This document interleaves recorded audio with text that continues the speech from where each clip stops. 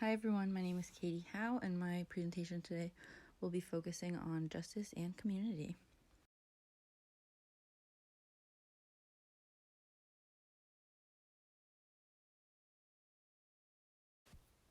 For today's presentation, I'm going to talk about communitarian justice, then a little bit about the role of community as well as types of community.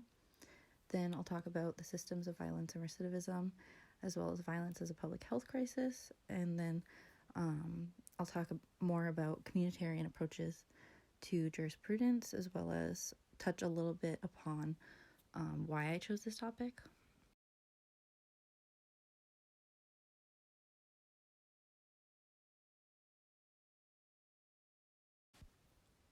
This week we learned that communitarianism is the idea that human identities are largely shaped by different kinds of constitutive communities or social relations, and that this concept of human nature should inform our moral and political judgments, as well as policies and institutions. Some of the main disputes of communitarianism are first, Rawls' assumption that justice is about securing and distributing fairly the liberties and economic resources individuals need. Second is the notion of people choosing freely. And third is defining and defending principles of justice without a particular concept of good.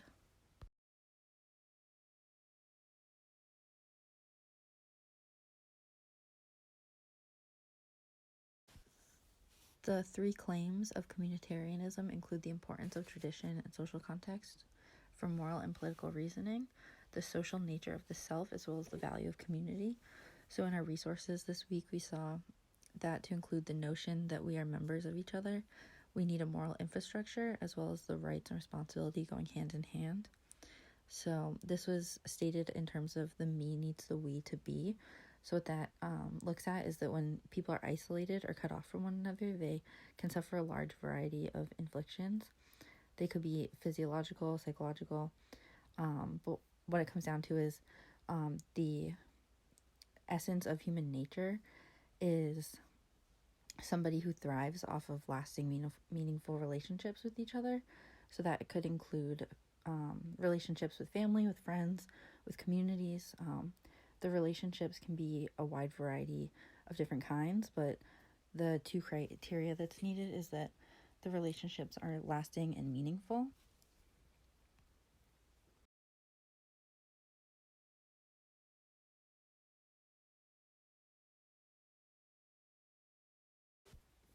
There are many roles the community plays in the lives of individuals because we spend so much of our lives in communities that these spaces and people often shape our moral and political judgments. So we have an obligation to support and nourish the communities that give so much meaning to our lives, because without them, we'd be disoriented, alone, and incapable of informed moral and political judgment. Communities are spaces where we often build relationships which are meaningful and lasting, and if the communities are not nurtured, they'll often die and leave us isolated individuals, which supports the idea of finding the whole within the community.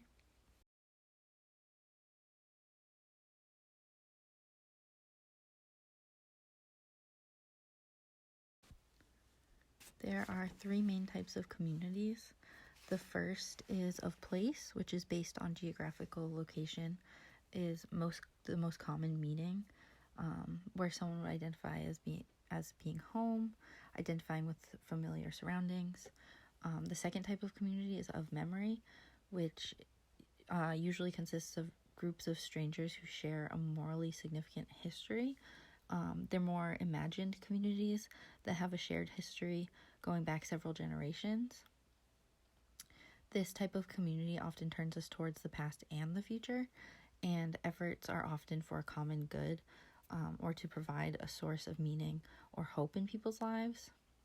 This is often seen in the form of nation or language-based ethnocultural groups. And then third is the psychological face-to-face personal interactions. They're often governed by trust, cooperation, and altruism. Often participate in common activity, so this could often be families, friend groups, work, school settings, and you often experience a psychological sense of togetherness within these types of communities.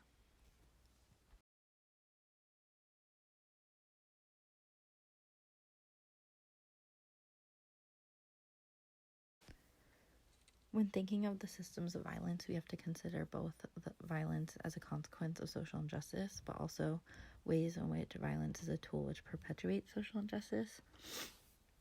Some examples of how violence is a consequence of social injustice include substance abuse, impoverishment, psychosocial interactions, generational trauma, economic exclusion and poverty, racism and vilification, as well as disposition of land and culture. And a few examples of violence as a tool which perpetuates social injustice include the U.S. prison system as well as traumatization.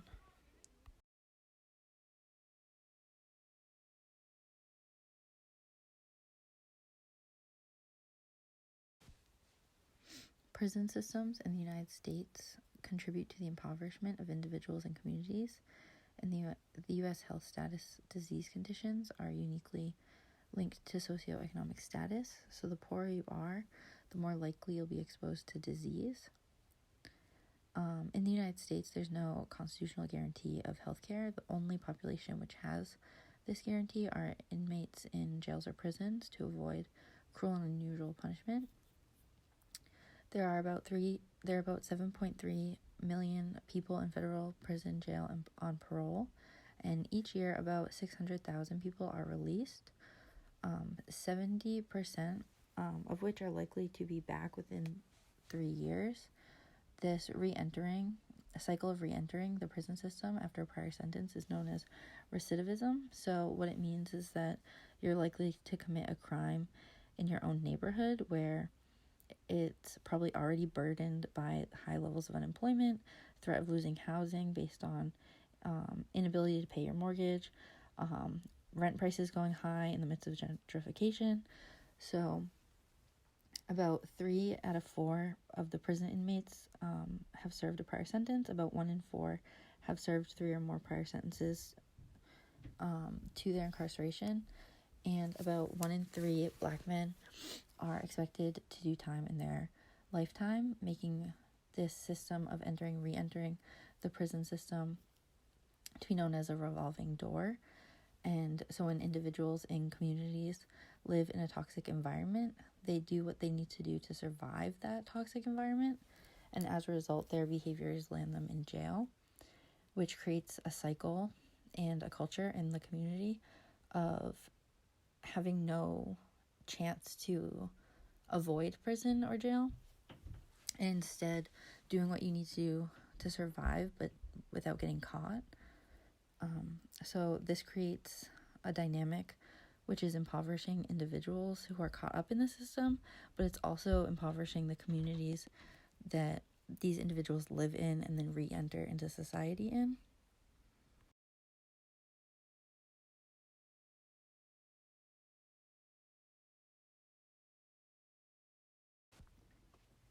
A quote which stood out to me in this week's resources is, "Sometimes I think I'm more comfortable inside than out. Inside I belong. I know my place. Outside I can't keep up." I think this is a really important quote because, as we read, often after first-time releases, individuals feel very optimistic when re-entering their communities until they find very quickly that they can't find a job, can't find housing, maybe they don't have a support system, because once you exit the prison system and are now a convicted felon, there are a lot of freedoms and full citizenship that are lost in that transition. So in many states you can't really find a job, have access to education, qualify for housing, qualify for loans. If your family is living in Section 8 or public housing, you can't live with them, or everyone could risk getting kicked out. A major risk factor for homelessness is being male, being Black, and having a felony conviction. So often people exit the prison system, re-enter society, and find themselves lost, not knowing where to turn.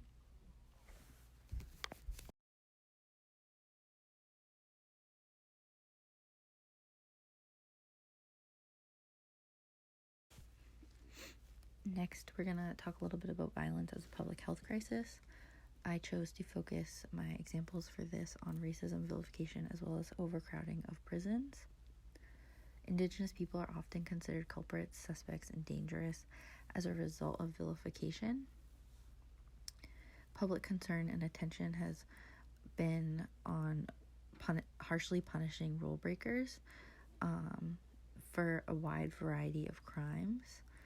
And this type of system often fails to address the concerns that many Indigenous leaders have for their communities. And this is often because, or associated with, acknowledging that violence in Aboriginal communities has been viewed and understood within this context of generational loss, trauma, and displacement. So such violence has led to economic exclusion, entrenchment to poverty, the breakdown of gender roles, as well as racism, oppression, child removal policies. These have all resulted in ongoing trauma, loss and unresolved grief, abundance in alcohol and drug abuse, as well as other mental and physical health and well-being problems, as well as the overarching and reoccurring cycles of violence. And then, as we talked about in a few slides ago, about 7.3 million people are in the U.S. prison system, and about 1 in 4 are as a result of substance abuse. So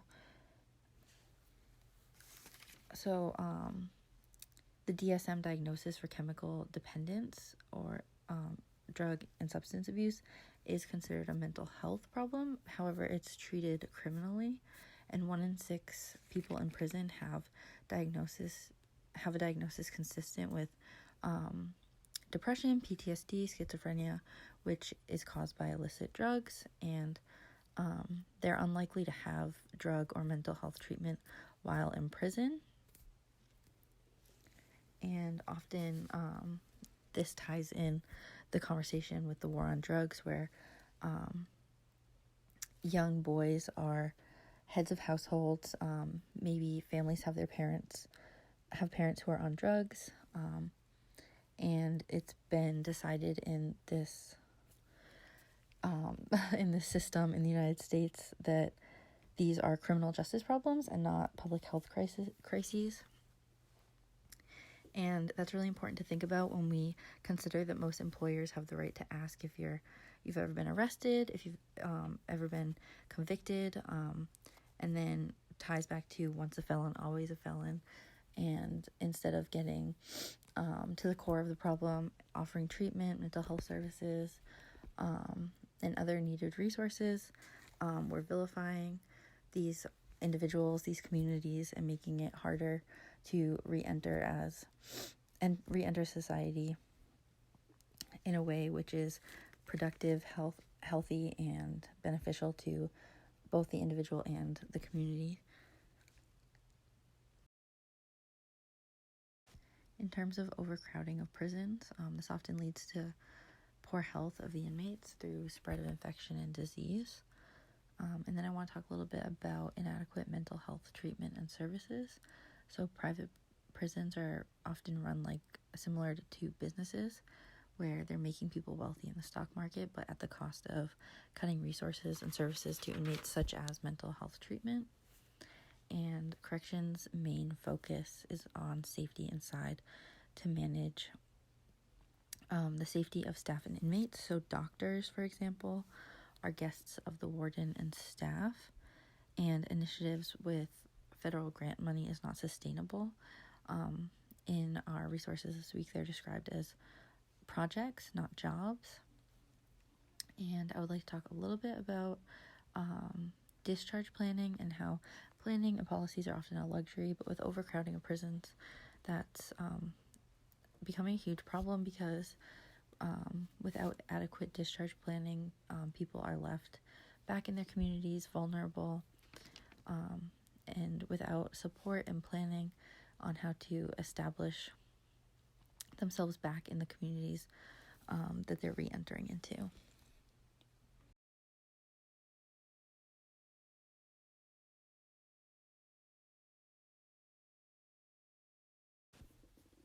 This week I was particularly interested in the research project done in Roebourne, Australia, which worked with an Indigenous community to seek to find ways to lower the number of arrests, lower the court appearances, as well as change antisocial behaviors and increase problem-solving skills, increase awareness of human rights, and awareness of justice issues. So we looked at the politics of community here, particularly politics that emphasize social responsibility, communal life, uncalculated reciprocity, and civil obligation. We saw that the free market capitalism often undermines families, disrupts local communities, and corrupts the political process. And then in terms of habits of the heart, we look at new rights and changes to address the imbalance between rights and responsibilities, as to bolster families and schools, as well as neighborhoods and even public policies and political life. And in terms of capacity building, the goal of capacity building is to reduce recidivism and incarceration among Indigenous people. But any attempts to build capacity must take into account the deep-rooted trauma associated with colonization, as well as trauma experiences which are caused by acts of violence and then lead to trauma behaviors. And so through communities, capacity can be built with self-determination, good governance, and economic advancement. And then to touch upon restorative justice briefly, it's locally driven, sustained by grassroots leadership, supported by police and justice sector, and a process that's inclusive, restorative, and supportive of victims. It provides a means for offenders to take responsibility for their actions and could also be initiated or sustained. So programs are often designed and implemented by non-Indigenous people, and this research was looking into ways where Indigenous leaders could have a voice, Indigenous communities could have a voice, and violence could be addressed not only with punitive responses, but also but to address it in a way that is not just a band-aid solution that doesn't address the underlying issues, such as poverty, addressing unemployment, addressing inadequate or overcrowded housing, unresolved anger as a trauma response as a result of grief and loss, and also addresses that this approach to jurisprudence is a combination of therapeutic, restorative, and procedural justice, but it must be systematic and cannot be situational.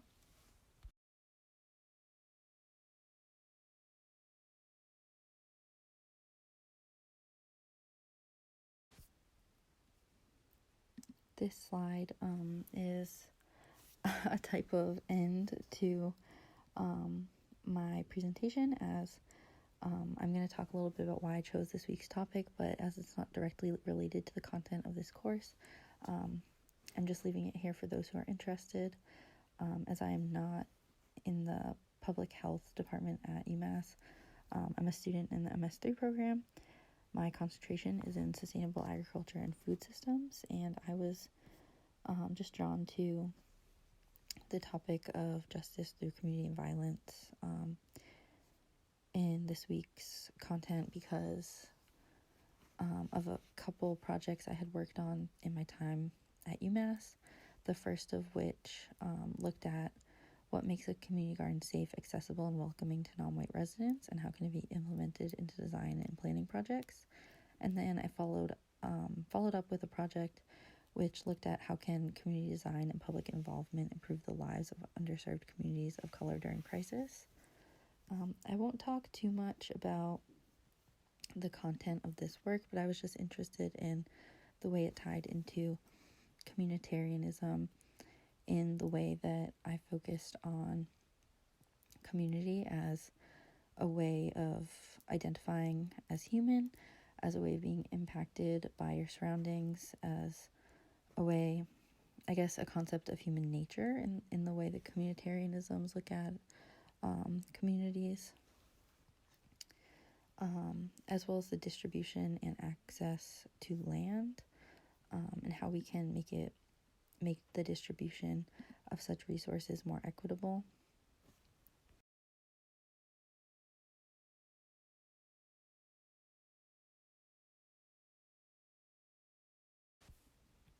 For this work, I looked at the functions of community gardens, which are often to increase food security and food sovereignty, gathering and socializing, connect people in nature, offer a sense of pride in one's neighborhood, improve self-confidence, anxiety, and stress, as well as collaborative participation, which encourages pro-environmental and pro-social behaviors.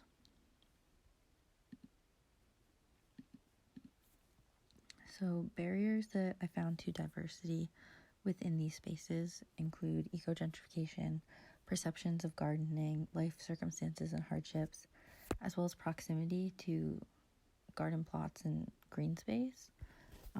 Additionally, a huge barrier was lack of research surrounding stigma of gardening, as well as gauging interest within communities of color, as well as historical trauma and ability to secure property. So I looked at 4 major strategies for inclusion. The first one included public participation and empowerment, which essentially is the access to resources through social capital, public investment, as well as investing in community leaders and ensuring that projects are co-created with community members. Second is inclusive design. For this, I looked at design as democracy, which essentially promotes cultural understanding as well as creativity and new techniques to address communal needs in a fair way. And it also looks at the proximity and availability of land. So to narrow my scope in that way, I chose to focus on school-based gardening. So inclusive design also looks at addressing racism, social injustices, and trauma. So in that way, we looked at design as undesigning redlining, for example, as undoing mental maps created from redlining of spaces and going beyond token gestures to reset our understanding of racism, address race-based trauma, and include restorative components to design and multifunctional spaces. Next, I looked at accessible programming, which encourages education and communication. It's a sort of portal to get outside and explore. For accessible programming, you would use things like inclusive language as well as inclusive programming. So in the instance of community gardening, it would go outside of just the physical labor of gardening and include things like cooking classes, lunch programs, field trips, as well as things like nature walks or workshops and speakers. Some of the main challenges found in this scope were through accessible programming were funding and staff. Those were like main limitations. And then lastly, I looked at encouraging place attachment. So extending research on place attachment includes like feelings of nostalgia felt by people of color in the United States to offer a sense of belonging and identity within their urban communities that often lacks when there isn't a central communal space where people can identify with themselves and with their communities, have a space where they can really form these lasting connections to find pro-social and pro-environmental activities and programs to take part in, to know your local knowledge and leaders, as well as engage in ways where you have a sense of responsibility, a sense of ownership, and a sense of pride in your work and the community you live in. I could go on and on about this topic, but I just kind of wanted to offer this little tidbit of my interests because, like I said, I'm not in the public health department at school, but I've really enjoyed connecting my interests to this class and learning from this class ways to connect justice in many ways and learning the different theories. And I've just really enjoyed everything I've learned this far from all of you and from all of the readings, and I'm really excited for the rest of the semester to dive even deeper. So if this was of interest to you, thanking